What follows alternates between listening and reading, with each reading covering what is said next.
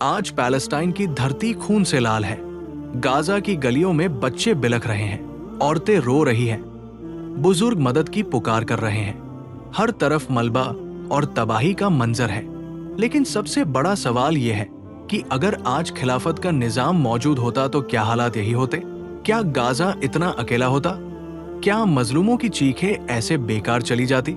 इस्लाम की हिस्ट्री हमें बताती है कि जब रसूलुल्लाह सल्लल्लाहु अलैहि वसल्लम ने मदीना में इस्लामी स्टेट कायम किया था तो वहां जस्टिस, इक्वालिटी और इंसाफ का ऐसा सिस्टम था जिसने पूरी दुनिया को हैरान कर दिया। वहां हर मजलूम की हिफाजत होती थी, चाहे वो मुसलमान हो या गैर मुसलमान। कुरान भी हमें यही सिखाता है, और जो लोग ईमान लाए और नेक अमल किए उन्हें हम जमीन में खिलाफत देंगे जैसे उनसे पहले वालों को दी थी। सूरह अन्नूर आयत 55। फिर सहाबा रजी अल्लाह ताला अन्हु के दौर में लीडरशिप का असली मतलब दुनिया ने देखा। हजरत अबू बकर रजी अल्लाह ताला अन्हु ने उम्मत को एक झंडे के नीचे यूनाइट किया। हजरत उमर फारूक रजी अल्लाह ताला अन्हु ने इंसाफ का वो निजाम दिया कि आज तक उनकी मिसालें दी जाती हैं।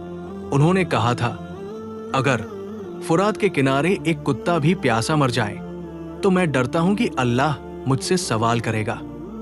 सोचो भाई, जो सहाबी कुत्ते की मौत को भी अपनी जिम्मेदारी समझते थे, अगर वो आज के हालात देखते तो कितने परेशान होते।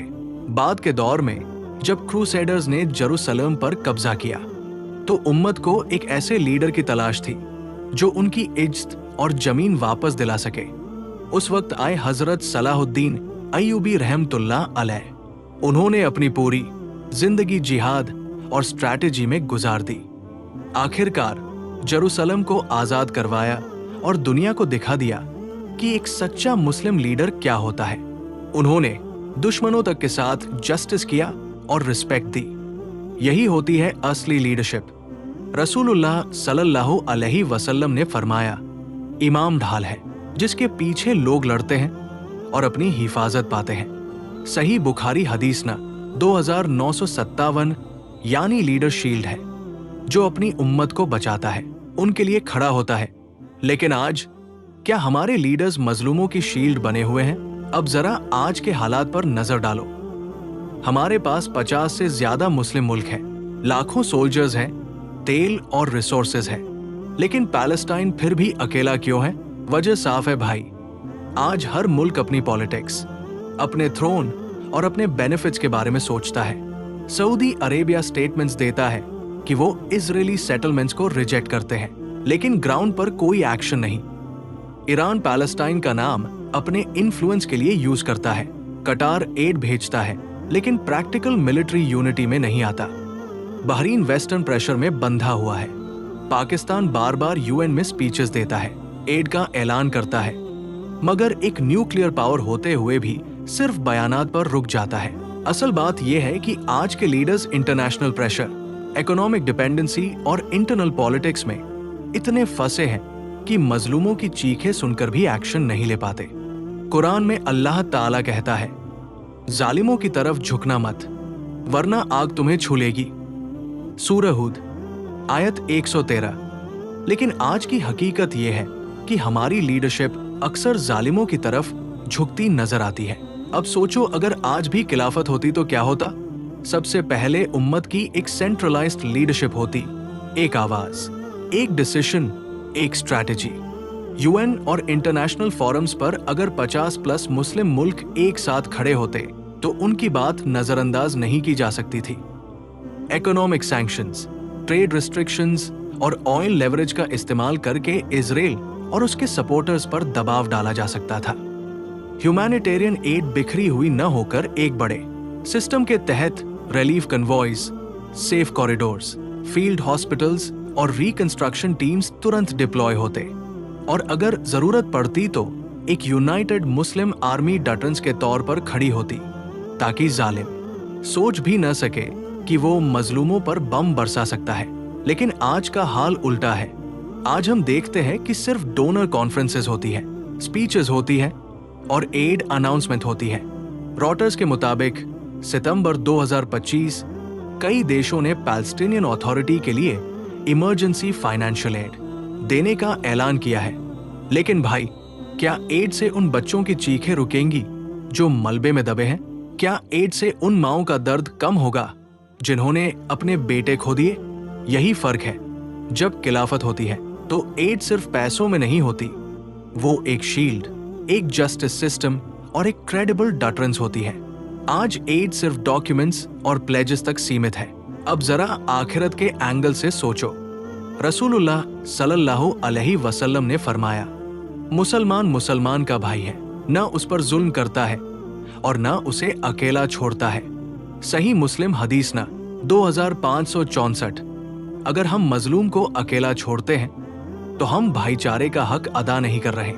और एक और हदीस में है, जो कोई किसी मुसलमान की मदद करने की ताकत रखता है और फिर भी मदद नहीं करता, अल्लाह क़यामत के दिन उसकी मदद नहीं करेगा। अबू दाऊद हदीस न 4884। सोचो भाई, क़यामत के दिन जब पैलेस्टाइन के बच्चे, वो माएं और वो बुजुर्ग अल्लाह के सामने खड़े होंगे और कहेंगे, या अल्लाह, ये लोग ताकत रखते थे, रिसोर्सेज रखते थे, लेकिन हमारी मदद नहीं की। उस दिन हमारा क्या जवाब होगा? अगर आज खिलाफत होती तो गाजा के बच्चे ऐसे बिलखते न होते, पैलेस्टाइन की धरती खून से लाल न होती। एक आवाज, एक आर्मी, एक लीडरशिप मजलूमों के लिए ढाल बन जाती। यही फर्क है और यही सवाल हमें अपने दिल से पूछना चाहिए। भाइयों, ये सिर्फ हिस्ट्री का सवाल नहीं, ये हमारी जिंदगी और आखिरत का सवाल है। अगर हमने मजलूम की मदद की, दुआ से, अवेयरनेस से, माल से, तो जन्नत हमारी मंजिल होगी। लेकिन अगर हम चुप रहे तो क़यामत के दिन अल्लाह हमें भी खामोशी में छोड़ देगा। सोचो, अगर आज खिलाफत होती तो दुनिया का नक्शा अलग होता। सवाल यह है, हम कब तक इंतजार करेंगे? भाइयों, ये सच है कि आज हमारे हुक्मरान कमजोर हैं, उनकी पॉलिसी सिर्फ बयान तक सीमित है। लेकिन इसका ये मतलब नहीं कि हम आम लोग हाथ पर हाथ रखकर बैठे रहें। हर मुसलमान की अपनी जिम्मेदारी है, तो हम अपनी तरफ से क्या कर सकते हैं? सबसे पहले दिल से दुआ करो, मजलूमों के लिए, गाजा के बच्चों के लिए, उन माओं के लिए जो अपने बच्चों को खो चुकी है। याद रखो, दुआ मोमिन का सबसे बड़ा हथियार है। अपने घर, मोहल्ले, स्कूल, सोशल मीडिया, हर जगह पैलेस्टाइन के बारे में अवेयरनेस फैलाओ। सही खबरें शेयर करो ताकि दुनिया को पता चले कि वहां क्या हो रहा है। जितना हो सके भरोसेमंद ऑर्गेनाइजेशंस को चंदा दो, चाहे 10 रुपए हो या 1000 रुपए।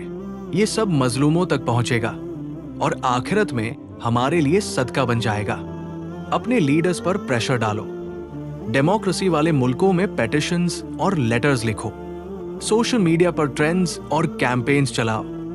जब जनता की आवाज उठती है तो हुक्मरान मजबूर होते हैं सुनने पर। सबसे जरूरी, हमें अपनी जिंदगी भी इस्लाम के करीब लानी होगी, क्योंकि जब उम्मत अल्लाह की रस्सी को मजबूती से पकड़ती है तभी अल्लाह उसे इज्जत और ताकत देता है।